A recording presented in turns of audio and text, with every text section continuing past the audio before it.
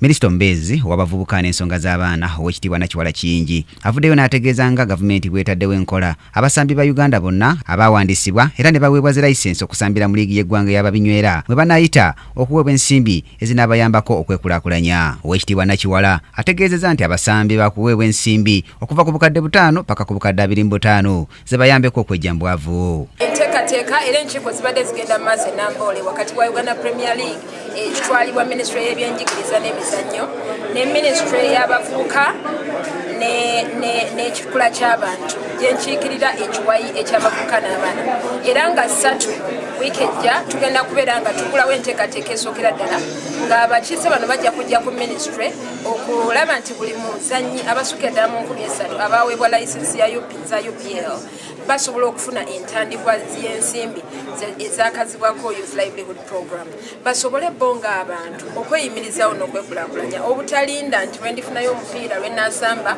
nfuneyo akasente akanzize ewaka n'okundiita.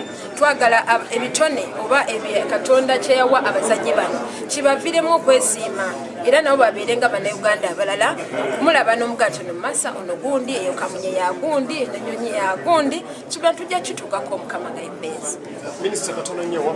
Mu ngeri emu minisita era nga ayina ntebe wa Club Express mu ggwanga ategeezezza nti obukulembeze bwe bukyusiza kinene nnyo Express era nga kati eri ku ntiko. Minisita okwogera bino abadde ku Golf Hotel mu Kampala ng'omugenyi omukulu ku mukolo Club Express bwe badde ekwasibwa ettu lya bukadde 3.5 okuva mu kampuni ya DSTV nga ya mwaka mulamba. Kuvedda nedda lyonna tukimanyi nti emikago giba gya nsonga jako gino egy'ennaku zino naye amazzi gakulukutira gye gaali gakulukutidde era tukiraba nti DSTV Nantameggwa akulembedde mu nsiike ey'ekuweereza ebifaananyi ku ntimbe za television amazzi gayo gakulukuse ne ganoonya Nantameggwa mu mizannyo nga Express Football Club eyatandikibwayo emyaka 6 emabega esinga obukulu n'obunene n'obuzito mu ggwanga kati ne bakwatagana olunaku olwaliro Katonda lwe yateekawo nti lwe bajja okukwatagana era tulaba olwaliro nti ekibanyi kigudde n'amenvu ng'abasoosotodde ettu erisoba mu bukadde 3 obuweereddwa Express Football Club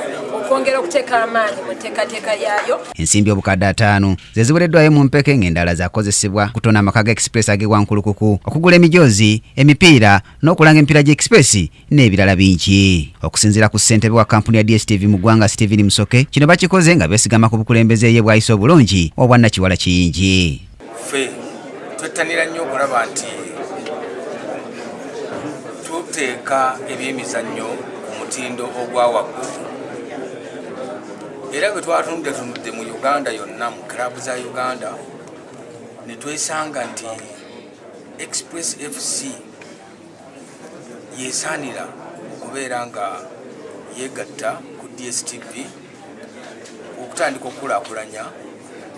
Ye kitunzi wa Express mu ggwanga era nga muyimbi Bobi Wine omubanda wa Kabaka ategeezezza nti kino kikyali kituuza. Sookera ddala tubadde tutugine mu sponsorship naye tugifunye sponsorship ejjukira miliyoni ezisukka mu 3 eba y'amaanyi nnyo nkiwa egenda kwongera okusikiriza ne basponsa abalala koza ate n'okwongera 10 kuba buli nyongeza tebantu naye nyongeza ya miliyoni 7 tebanyongeza nnene.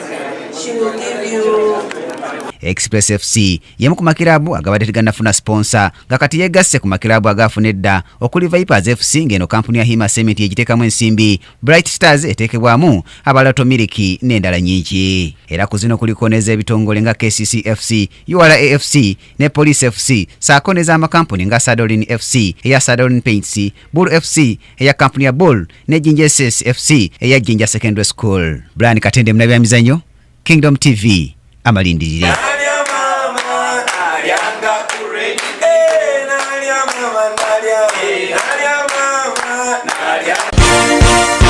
This is Kingdom TV.